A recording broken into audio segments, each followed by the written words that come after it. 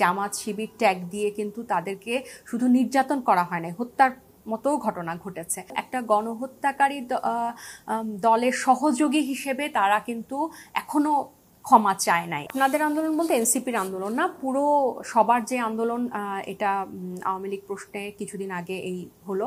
এখানে খুবই আনফর্চুনেটলি এবং খুবই দুঃখজনকভাবে এই স্লোগানটা আসছে এবং এটার সাথে সাথে আমরা কিন্তু এটাকে ডিজোন করেছি।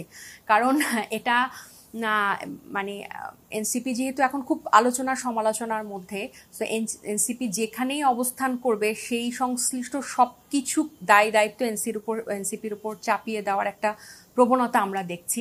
সো আর এটা দিয়ে আবার ওই ট্যাগিংয়ের একটা রাজনীতিতেই যেটা করে আওয়ামী লীগ টিকে ছিল, সো এটাকে কিন্তু আমরা সাথে সাথে ডিজোন করেছি।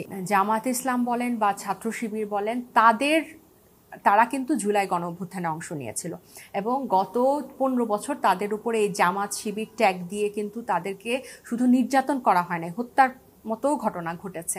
কিন্তু তার মানে এই না যে এটা দিয়ে এবার মানে এটা লেজিটিমেট হয়ে গেল যে এবার আপনি মুক্তিযুদ্ধকে অবহেলা করে বা অস্বীকার করে কোনো বক্তব্য দিতে পারেন। কারণ গোলাম আজমকে পরাজিত করেই বাংলাদেশের জন্ম হয়েছে এবং একটা গণহত্যাকারী দলের সহযোগী হিসেবে তারা কিন্তু এখনো ক্ষমা চায় নাই এবং তাদের বিভিন্ন বর্ষিয়ান